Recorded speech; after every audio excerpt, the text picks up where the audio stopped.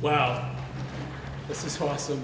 Good evening, friends. Good evening. Welcome to all of you. I'm Reverend Bert Marshall, the interim pastor here at Center Congregational Church, and we are honored and privileged to host this annual event here, and it's so heartening to look out from here and see way more people than are usually here on Sunday mornings.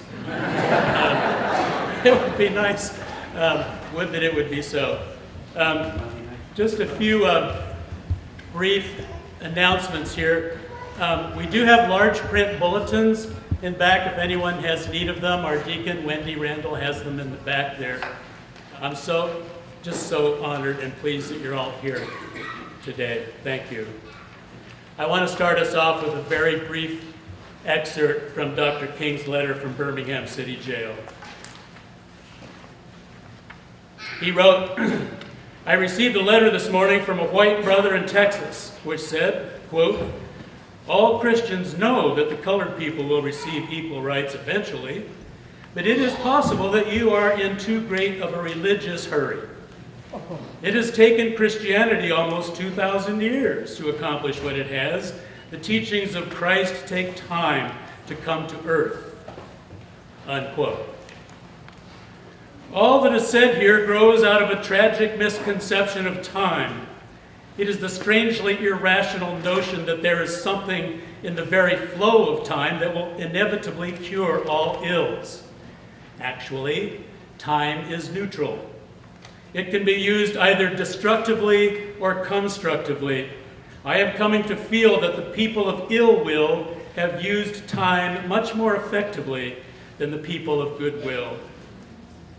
We will have to repent in this generation, not merely for the vitriolic words and actions of the bad people, but for the appalling silence of the good people. We must come to see that human progress never rolls in on the wheels of inevitability. It comes through the tireless efforts and persistent work of men willing to be co-workers with God. And without this hard word, time itself becomes an ally of the forces of social stagnation. We must use time creatively and forever realize that the time is always right to do right. Now is the time to make real the promise of democracy and transform our pending national elegy into a creative psalm of brotherhood. Now is the time to lift our national policy from the quicksand of racial injustice to the solid rock of human dignity. Dr. Martin Luther King Jr., April 16, 1963.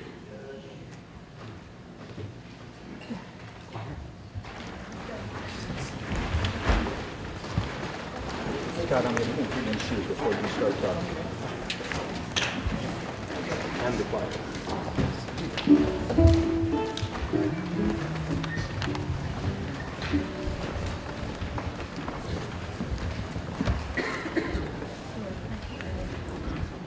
As the choir comes up, I'd like to introduce them.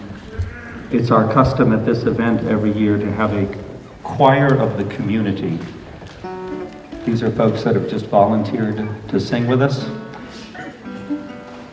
This year we're joined by Brattleboro's own Scott Ainsley, who knows a lot about the history of African American blues, ragtime, and our theme with the choir is the music of Reverend Gary Davis. And Scott's going to tell us a little bit about the Reverend Gary Davis before we sing. He's obviously a relation of Andy's, actually.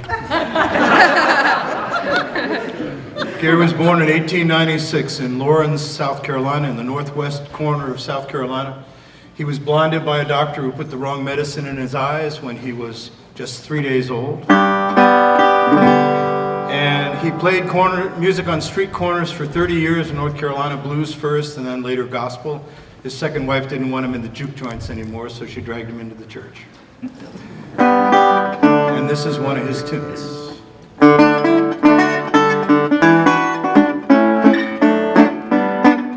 There's a bright side somewhere. There's a bright side somewhere. Ain't gonna rest here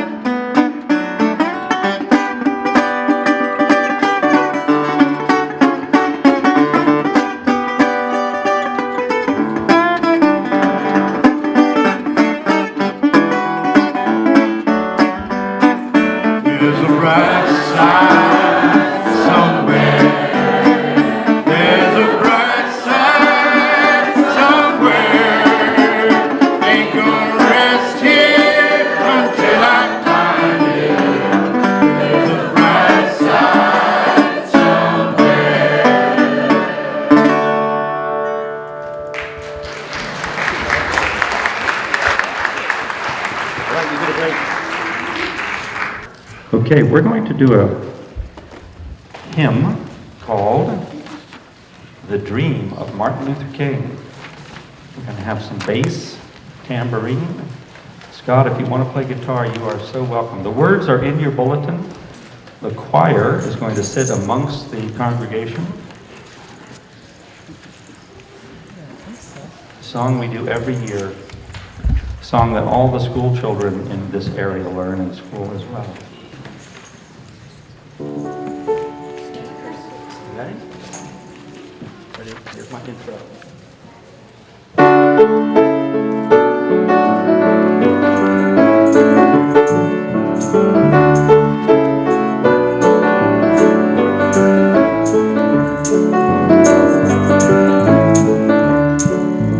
Once there was a gentleman who talked about a promised land. He reached out and took the troubles of the people in strong by hand. He had a dream that everybody ought to give himself freedom ringing. Now the people shout and sing about the dream of Martin Luther King. Sing about the dream of Martin Luther King. Oh, the dream. Oh, the dream of Martin Luther King. Oh, the dream. Oh, the dream of Martin Luther King. Sing about the dream of Martin Luther King. In his dream he saw the people of this land walking side by side, white and black and red and yellow, loving one another with pride. Now he's gone away before the days we became a real thing. Now we'll hear the angels sing about the dream of Martin Luther King. Sing about the dream of Martin Luther King. Oh, the dream of Martin Luther King. Oh, the dream of Martin Luther King. Sing about the dream of Martin Luther King. He was a man who loved peace, and he found a faith and belief. He preached that violence was wrong, and he knew the fight would be long. He talked about a new day, but he walked a dangerous way. He knew the life of the slum, but he sang, "We shall overcome."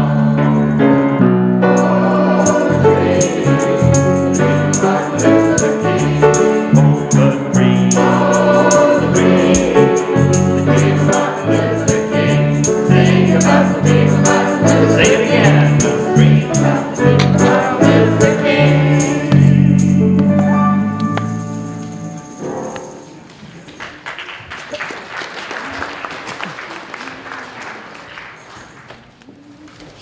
Good evening. In your program, we will do a responsive reading.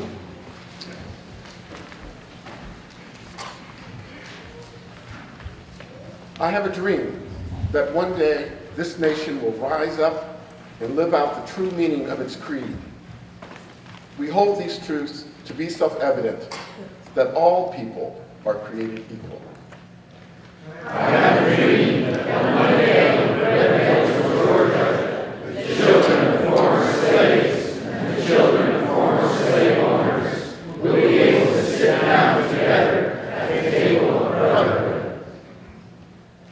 have a dream that my 4 little children will someday live in a nation where they will not be judged by the color of their skin, but by their character. I have a dream that one day in Alabama, little black boys and black girls will be able to join hands with little white boys and little white girls as sisters and brothers. This will be a day when all God's children will be able to sing with new meaning. My country, 'tis of thee, sweet land of liberty, of thee I sing. Land where my fathers died, land of the pilgrim's pride, from every mountainside.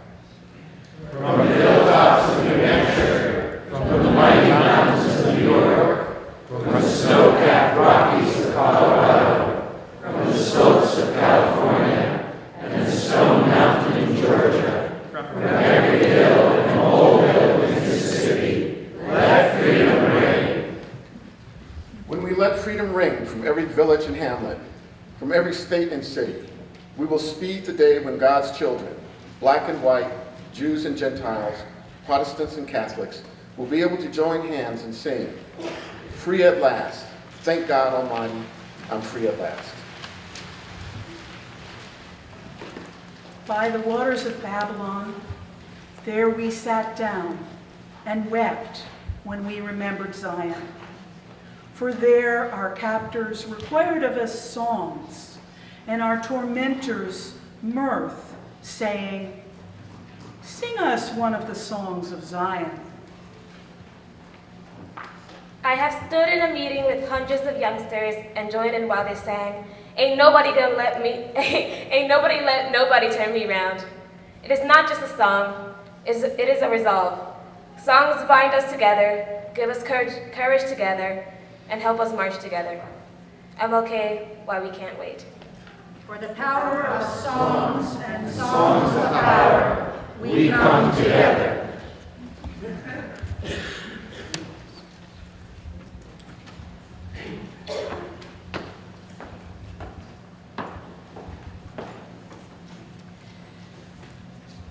You have heard that it was said, "You shall love your neighbor and hate your enemy." But I say to you, love your enemies and pray for those who persecute you, so that you may be children of your Father in heaven. For God makes the sun rise on the evil and on the good, and sends rain on the just and the unjust. For your will, which stands beyond and against all nations, and your justice, which judges all evil, we come together.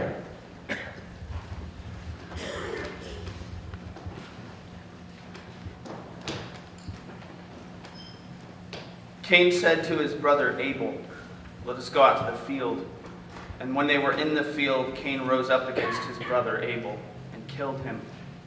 Then God said to Cain, "Where is your brother Abel?" He said, "I do not know. Am I my brother's keeper?"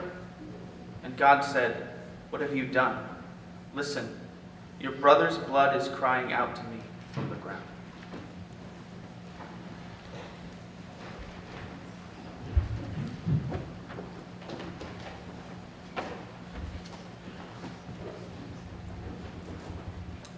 Perhaps a more tragic recognition of reality took place when it became clear to me that the war was doing far more than devastating the hopes of poor at home.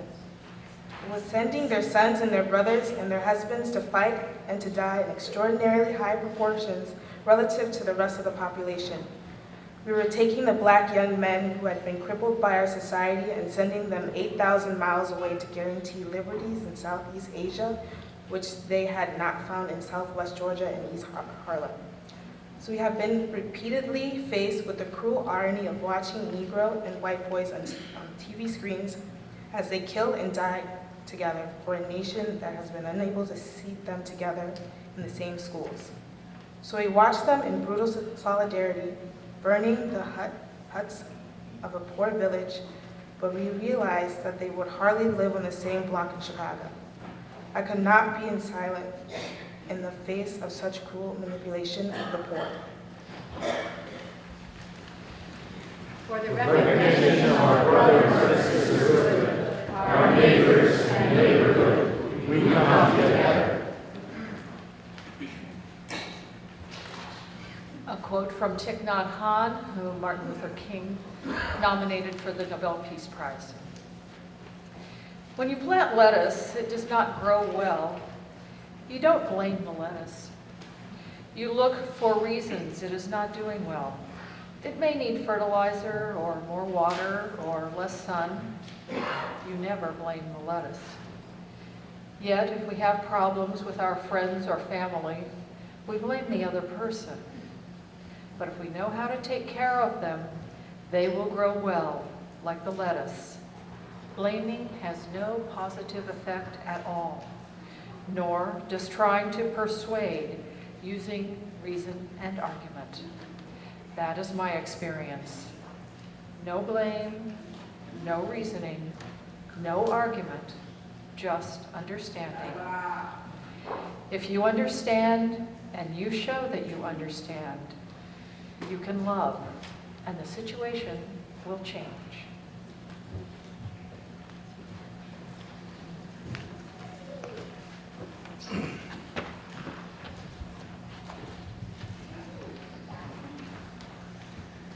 We must see now that the evils of racism, economic exploitation, and militarism are all tied together. And if you can't get rid of one without getting rid of the other, somebody must say to America, America, if you have contempt for life, if you exploit human beings by seeing them as less than human, if you will treat human beings as means to an end, you thingify those human beings. And if you thingify persons, you will exploit them economically. And if you exploit those persons economically, you will abuse your power, your military power to protect your economic investments and your economic exploitations. So what America must be told today is that she must be born again. The whole structure of American life must be changed. For courage and wisdom to do work, to enact and destroy the boundaries which exploit, and for vision and creativity to start again and make things new. Let us therefore not think of our movement as one that speaks to integrate into all existing values of American society. Let us be those creative dissenters who will call our beloved country to a higher density, to a new plateau of compassion, to a more noble expression of humaneness.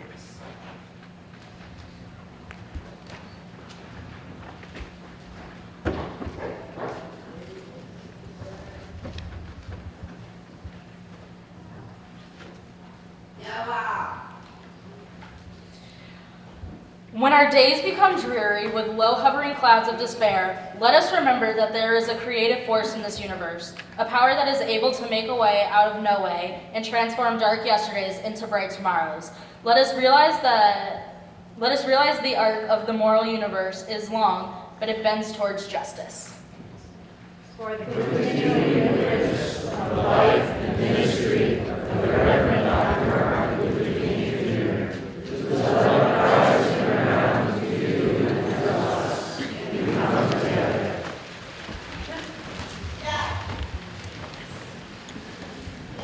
In 1963, Bob Dylan sang Blowing in the Wind, and Peter, Paul, and Mary covered it. And Sam Cooke heard that song and he thought, you know, if a white Jewish folk singer can write a tune like that about my people, I ought to be able to write one too. But he'd made his living singing things like, you send me, whoa, to young white girls. And he was afraid of alienating his audience, so he wrote this song. He spent a lot of money producing it with a symphonic orchestra backing him, and then was killed by a hotel owner before it made the airwaves. So he never knew what this tune did for us. 1963, it's still with us today, sadly, but 63 was a bad year.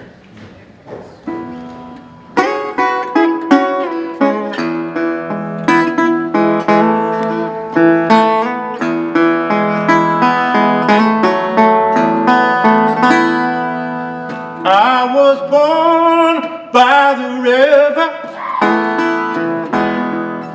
in a little town, and just like that river, baby, I've been running ever since. It's been a long, long time coming, but change is gonna come.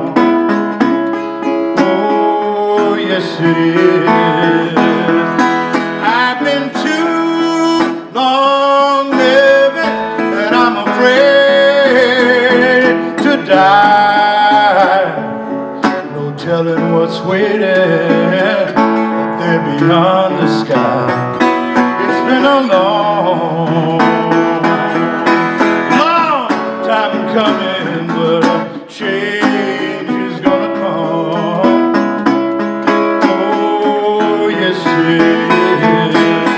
When I go to the movies or I go downtown, not to hang around. It's been a long time coming, but a change is gonna come. Oh, yes it is. I went down to see my brother. Said, brother, help me if you please.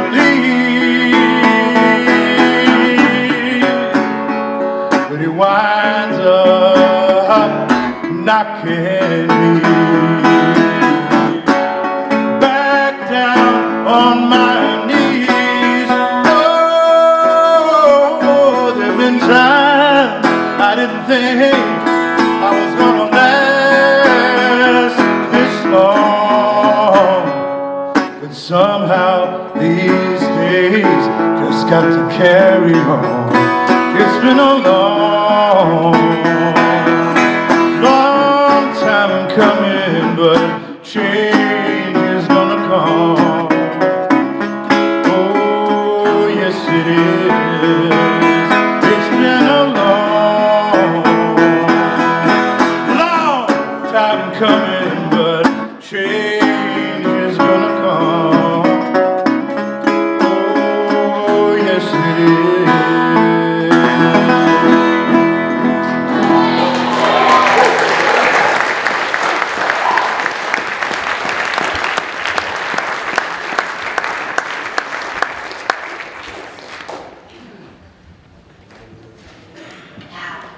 Wow, that was great. So I'm here to introduce a woman on the rise. Every year at this event, we try to bring you some good news. And we've got good news for you here today. Last time I was here with Becca, she was a novice legislator, and now she's the Vermont Senate Majority Leader. So how's that?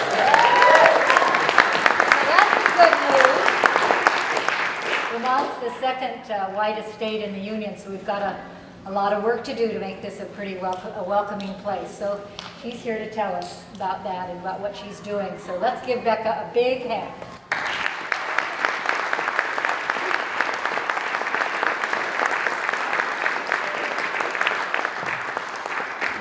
Thank you very much. Good evening. As Lisa said, I'm Becca Ballant, and I'm so glad to be here with you tonight. When I first came to Vermont, I was a middle school teacher. I taught 7th and 8th grade, and my students would often, at the end of the year, write a report, and one of my students wrote his report on Martin Luther King Jr. And instead of referring to him as Dr. King or King, he casually referred to him as Martin, like they were old friends. And I had such a hard time convincing him that he should be a little bit more formal in his paper writing. And he never changed. He always referred to him as Martin. And it's something that I'm still very touched by today as I think about that.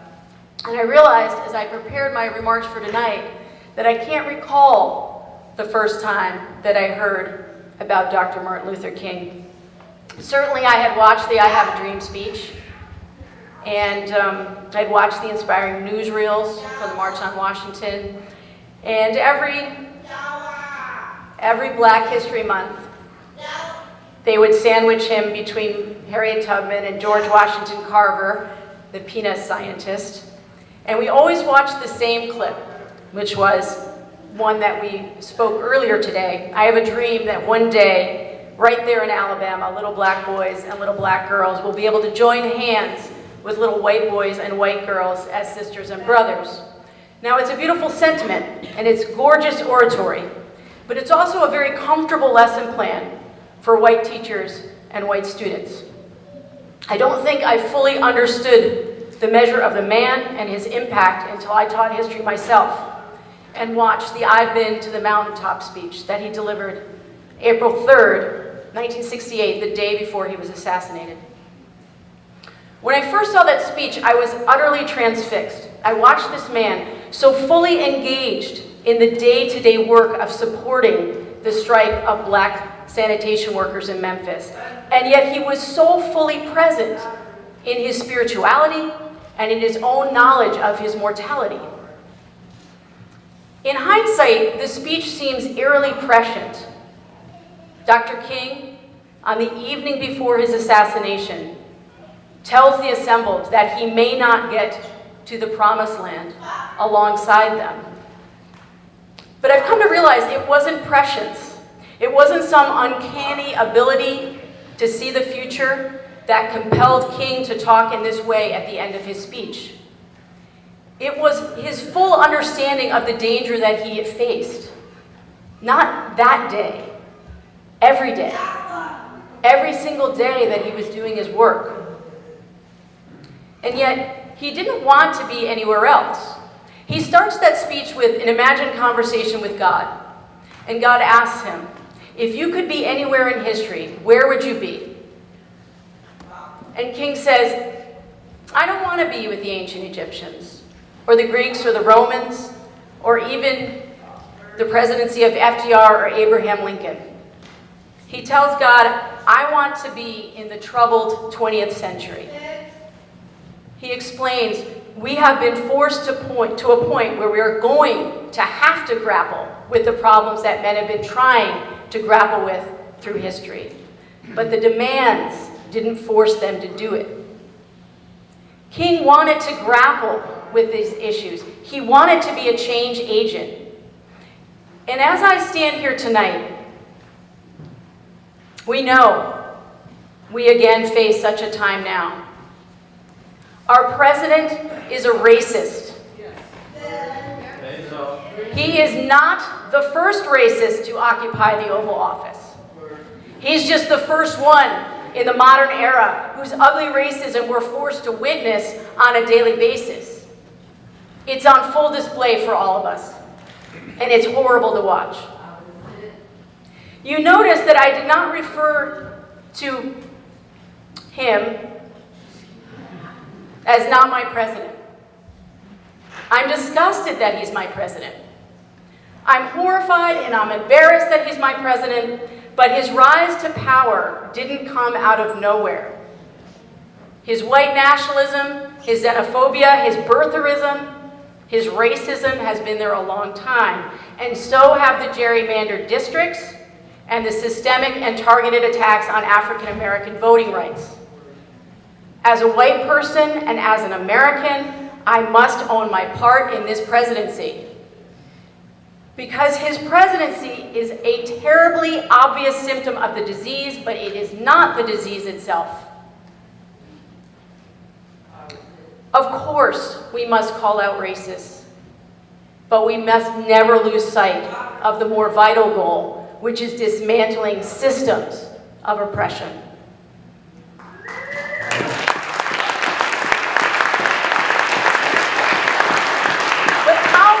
How do we do that? How do we do that when we're so distracted and disheartened by daily assaults on decency and shared humanity? We have to adopt what Dr. King called dangerous unselfishness. What he meant by dangerous unselfishness is that we must be courageous in our daily interactions and keep our eyes on injustice in all its forms. King wanted his followers to find common cause with the striking sanitation workers in Memphis, not because it could be them someday. He was very clear, but because the workers were being treated terribly, period. They needed support because they were being treated terribly. And he wanted them to stand with them and not think about themselves, but think about them. And I've been thinking about this a lot as it relates to Black women's health. Every year in the United States, between 700 and 1,200 women die from pregnancy or childbirth complications. But Black women are 3 to 4 times more likely to die of pregnancy, delivery, and postpartum complications than white women. Now, put another way, Black women are 22% more likely to die from heart disease than white women, 71% more likely to die from cervical cancer, but 243% more likely to die from pregnancy or child-related causes. 243%. It's so startling. I had to check the numbers a couple times. I felt like there must be some error in the calculation. But no, those are the facts. And the causes are many, and they're complicated, and they're multi-layered. And for many, many years, Black women themselves were blamed for their own poor health. Researchers argued that they had an innate susceptibility to illness, and that's why they suffered. Now slowly, doctors, social scientists, researchers have come to understand that it's not race, it's racism. Both bias in the medical field, systemic racism as it affects their access to hospitals, insurance, quality food, prenatal care, all of these things. And numerous studies show that pain is often undertreated in Black patients. Doctors don't trust that their Black patients are telling them truthfully about their own discomfort. So racism is insidious and it's widespread, and this makes finding the solutions incredibly difficult. And we're in the same situation here in Vermont right now as we attempt to wrestle with our own racial disparities. Last year we passed Act 54, which established a 13-member advisory panel to review and make recommendations regarding bias and racial disparities in all areas of state government. They were particularly tasked with examining the criminal justice system and the juvenile justice system, but the review also included training and education of officials, traffic stop data, and public education. And some people in this room serve on that panel. Thank you, Sheila Linton. Thank you.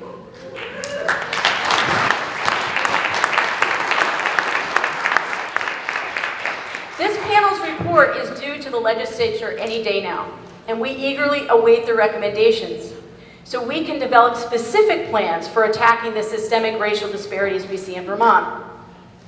Another important part of Act 54 was a joint task force of the Human Rights Commission and the Attorney General. It was charged with developing a strategy to address racial disparities in the state systems of education, labor and employment, housing, healthcare, and economic development. Their report was submitted to the legislature in December. Its overarching theme was that we must devote more time, more energy, and more resources to culture change in this state as it relates to race. They also had 3 specific recommendations. Number 1, we have to teach students from an integrated curriculum that accurately portrays the contributions and the experiences of people of color.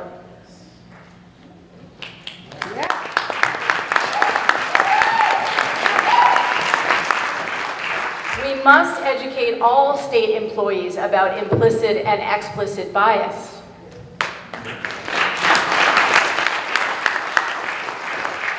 And we have to do more to increase the representation of people of color in the state and the school labor forces. There's work happening here in Brattleboro on that front. Of course, coupled with any action step must be concerted effort by all of us to change the culture of Vermont. We must work within our communities and in our organizations to directly and candidly address bias and discrimination. We have to make our state safer for people of color, but also ultimately more welcoming. And Curtis Reed, I see you back there, he and I have talked about this so much in terms of our workforce development. We have to make Vermont a more welcoming place.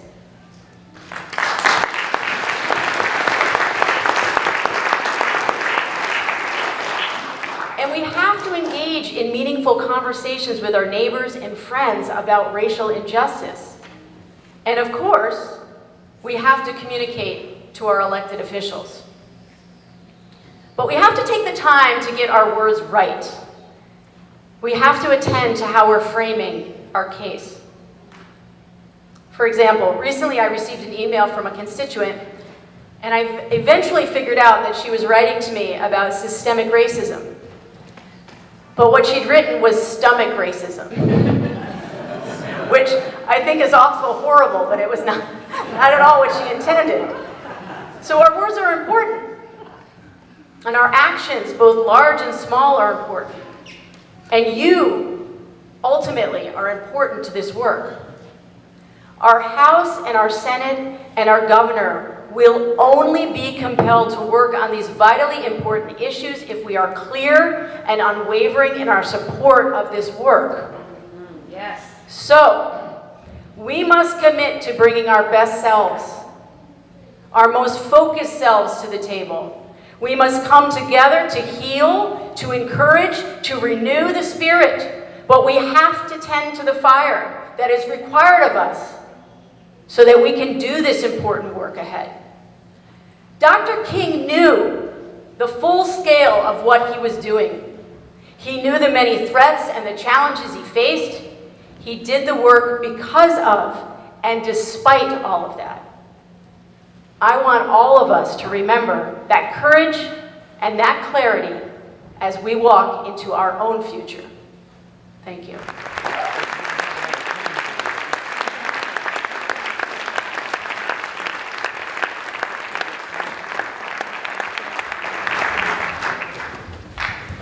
As the choir comes up, we're going to do another Reverend Gary Davis tune, and these are call and response tunes, so there's a place in this for you. You can sing the words right down here. Just say it, right down here. Right down here. And it goes like this. Let us get together, your part. Right down here.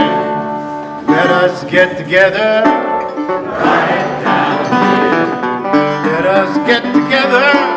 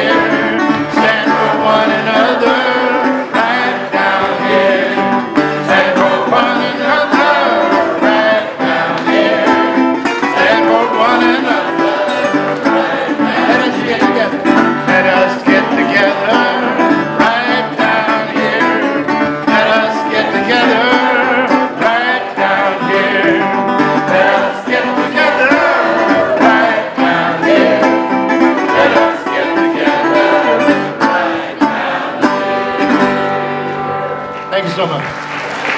Hallelujah. Thank you, brother. Thank you, brother.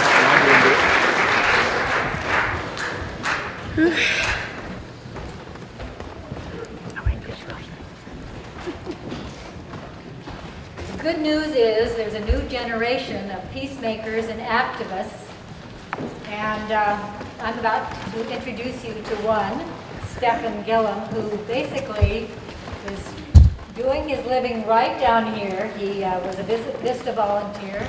He's about to get his master's degree in peace and conflict transformation, and he started an NAACP chapter right down here.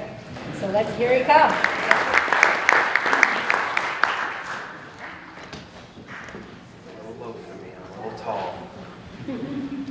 Good evening, church. Hello. Hello. How's everyone doing? Good.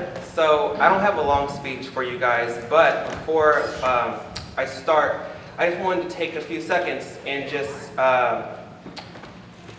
acknowledge the fact that, you know, I am my ancestors' wildest dreams. So, and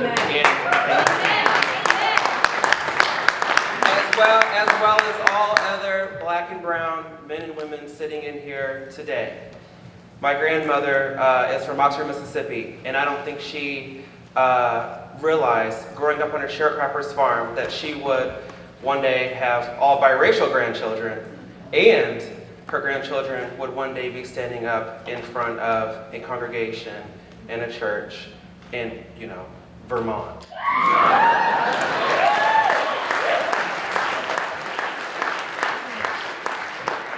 With that being said, so, life's most persistent and urgent question is, what are you doing for others?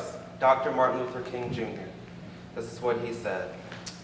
At this point in my life, the wise words of Dr. King resonate more than ever. And in the current political climate, I feel propelled to answer the question, what have I done for others? As you can see, I am a young, black, cisgendered male, and I fully understand that almost every political and judicial system in this country is designed to oppress men and women who look like me. But that is precisely why I choose to stand. I may not have been born here. I may not live here forever.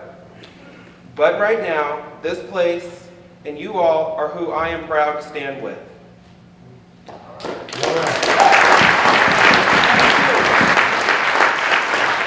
When I first arrived in Brattleboro, I could never imagine the impact that this town and its people would have on my life. This small town with a big spirit has helped me to grow professionally, personally, and spiritually. While Windham County may not be as racially diverse as we'd like it to be yet, I feel like the society as a whole is growing and progressing. And the community of color here is resilient, passionate, and strong. Soul Food Sunday is just one of the wonderful programs for people of color that I can think of right here and now. For those reasons, I wanted to bring the NAACP to the Windham County area. I wanted to do my part for others. The NAACP is over 100 years old, and it is still powerful, it is still remembered, and its presence belongs in Windham County, Vermont. Woo!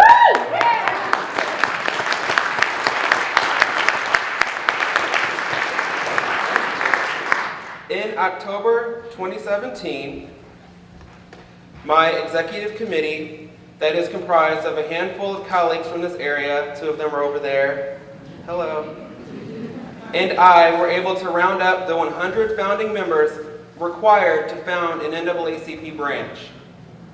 And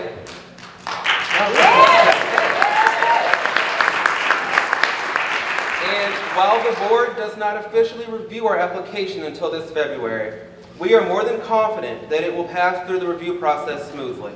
Yes. With that being said, we are not fully chartered, but we are already working on projects all across the state. Some examples of what we are doing are, we attended NEAC, which is the New England Area Conference for the National NAACP, and represented Windham County, Vermont, and its needs for the first time in history. We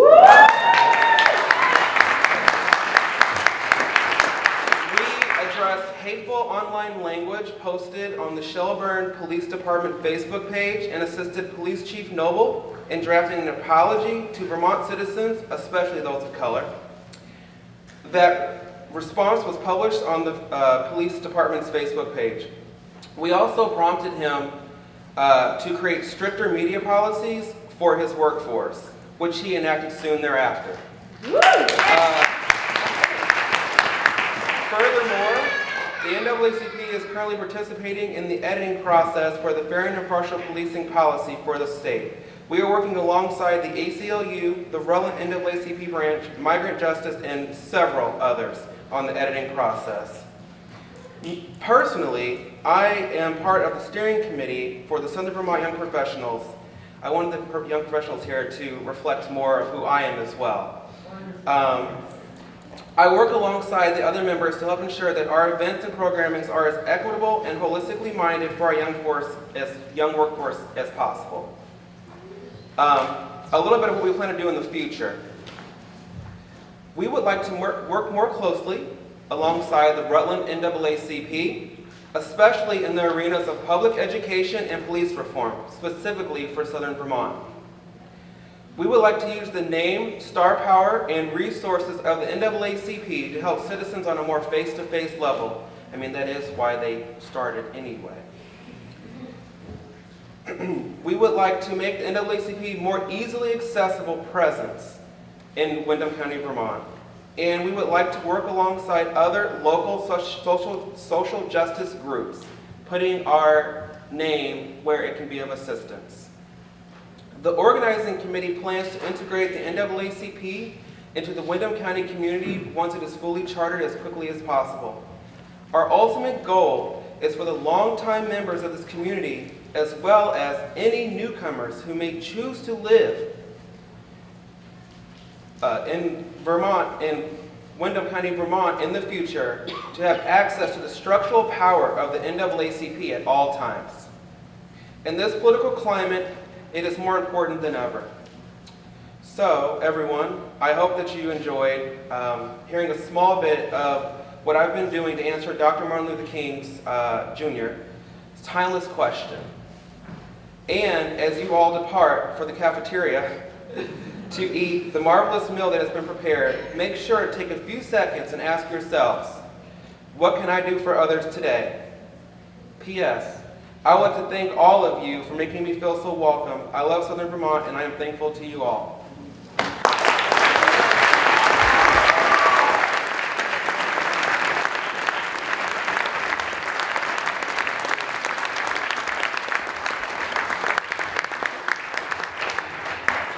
Isn't he great? He's great. All right. So now, what is it that you're going to do? We always like to leave a little time for you to turn to somebody next to you to talk about what you might be doing, to tell them what they might do, what you're doing that you could join with.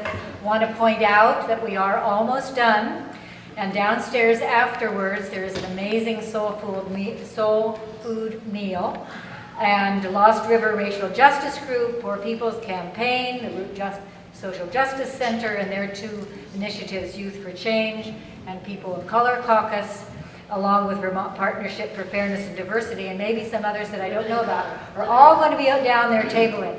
So this is a place where you can find the perfect thing for you to do in the next year. I also wanted to point out that I just got word, which you may have already known, but I didn't, that for the 50th anniversary of Dr. Martin Luther King Jr.'s assassination, there will be a march in Washington, and I hope we are all there. So let's turn now to each other, just talk for a couple minutes about who you are, what you're going to do, and then we'll sing together.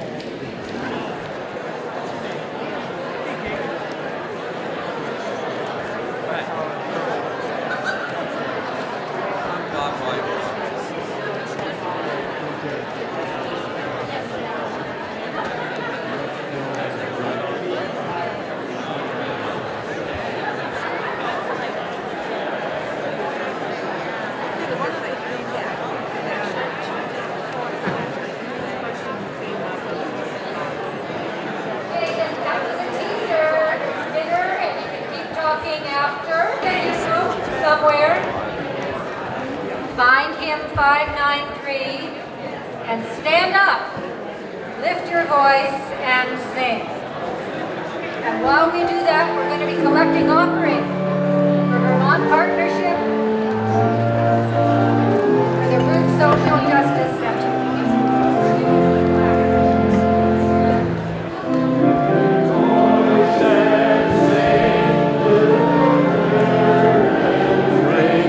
Ring with the harmonies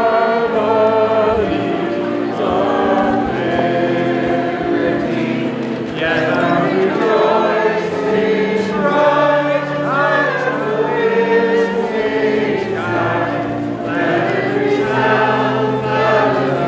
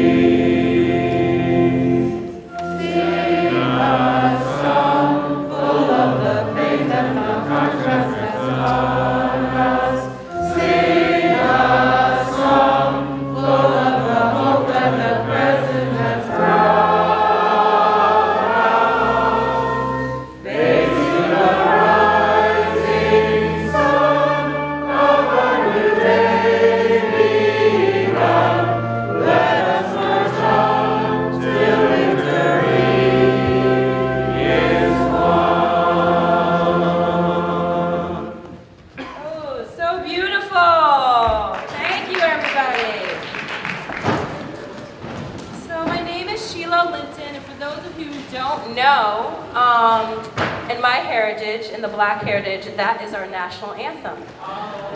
So, for those of you who don't know, we will be kneeling to the other anthem and we'll be singing this one. That's a little joke. But not really. Not really. Not really. So I just like to say that, I like to point that out because a lot of people, we sing songs without knowing the references to the song, and Andy Davis and other musicians in the room have been wonderful with giving us the context of these songs, but I just want to lift that up, that Lift Every Voice and Sing is about our people and about our struggle and about lifting our voices, so I just want to put that into the space. King gave this prayer on March 9th, 1965, during a march for voting rights that involved persons of different age groups, races, religions, and socioeconomic groups. It was adopted slightly for this evening, and the offering tonight, I want to remind all of you that the offering tonight is going to go to the Root Social Justice Center and Vermont Partnership for Fairness and Diversity. And these are two local organizations that are working on racial justice work right here in your community. Almighty God, Thou hast called for us to walk for freedom, even as Thou did with the children of Israel. We pray, dear God, as we go through the wilderness of division and conflict, that Thou will go with us and strengthen us for the task. Keep us strong. Keep us calm. Help us to love our enemy. And above all, keep the fires of freedom burning in our hearts so that no matter what happens, ain't nobody gonna let us be turned around.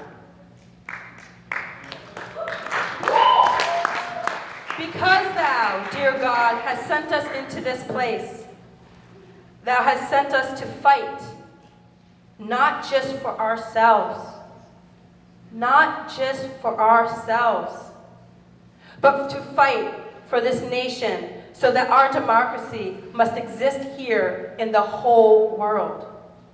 Keep this vision in our hearts, and may we one day wake up and find the United States to be a nation where all men and women might vote, where all children might get a decent education, and where every man and woman might have a job according to his or her abilities, and where every man, woman, and they might live together as brothers and sisters, and violence and bloodshed and hatred and prejudice shall be no more. Amen. Ain't gonna let nobody turn me around, turn me around, turn me around. Ain't gonna let nobody turn me around. I'm gonna keep on walking, keep on talking, walking up to freedom land. Sing it again. Ain't gonna let nobody turn me around. Oh, turn me around. Oh, turn me around. Ain't gonna let nobody turn me around. We're gonna keep on walking, keep on talking, marching up to freedom land. Ain't gonna let no discrimination turn me around, turn me around, turn me around. Ain't gonna let discrimination turn me around. I'm gonna keep on walking, keep on talking, marching up to freedom land. Ain't gonna let no gerrymandering turn me around, oh, turn me around, turn me around. Ain't gonna let no gerrymandering turn me around. Keep on walking, keep on talking, marching up to freedom land. Local one. Ain't gonna let no budget cuts turn me around, oh, turn me around, oh, turn me around. Ain't gonna let no budget cuts turn me around, oh, keep on walking, keep on talking, marching up to freedom land. Ain't gonna He turned me around, turned me around, turned me around. Ain't gonna let nobody turn me around. Keep on walking, keep on talking, marching up to freedom.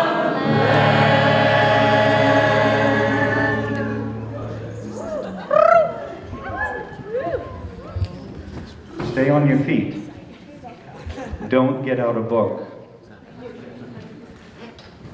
As Connie said a minute ago, we're gonna sing "We Shall Overcome."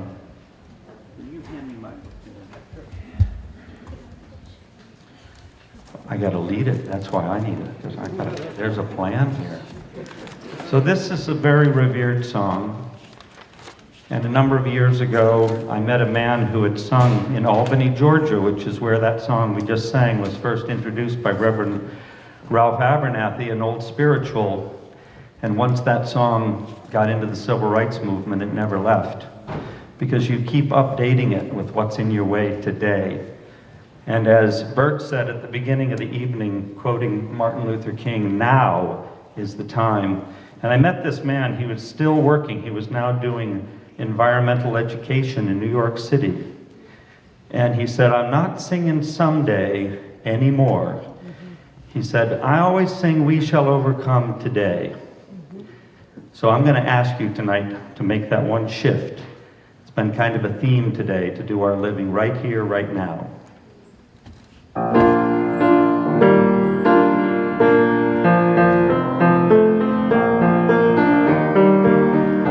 We shall overcome.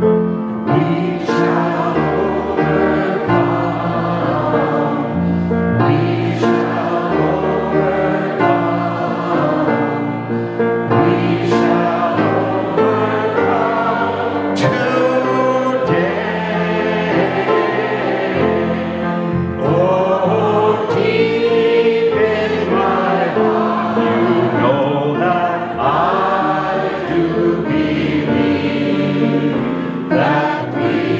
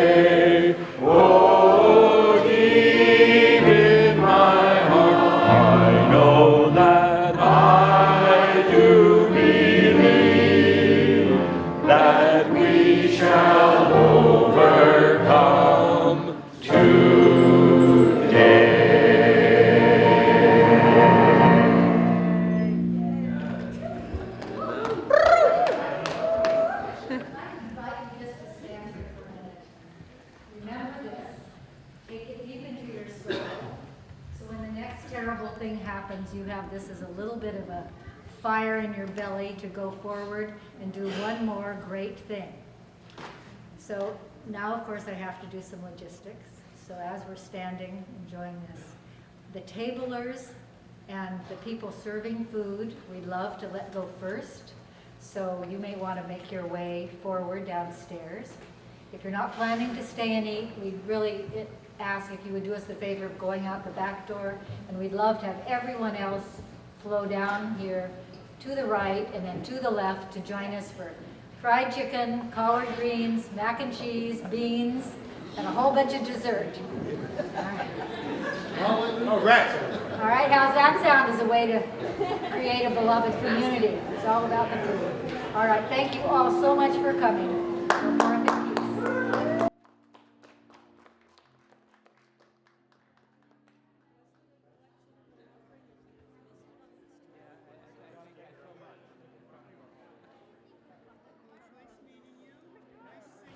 Ain't gonna let nobody turn me around, turn me around, turn me around. Ain't gonna let nobody turn me around. I'm gonna keep on walking, keep on talking, walking up to freedom land. Sing it again. Ain't gonna let nobody turn me around, oh, turn me around. Turn me around, ain't gonna let nobody turn me around. We're gonna keep on walking, keep on talking, marching up to freedom land. Ain't gonna let no discrimination turn me around, turn me around, turn me around. Ain't gonna let discrimination turn me around. I'm gonna keep on walking, keep on talking, marching up to freedom land. Ain't gonna let no gerrymandering turn me around, oh, turn me around, turn me around. Ain't gonna let no gerrymandering turn me around. Keep on walking, keep on talking, marching up to freedom land. Ain't gonna let no budget cuts turn me around, oh, turn me around, oh, turn me around. Ain't gonna let no budget cuts turn me around, oh, keep on walking, keep on talking, marching up to freedom land. Ain't gonna let nobody turn me around.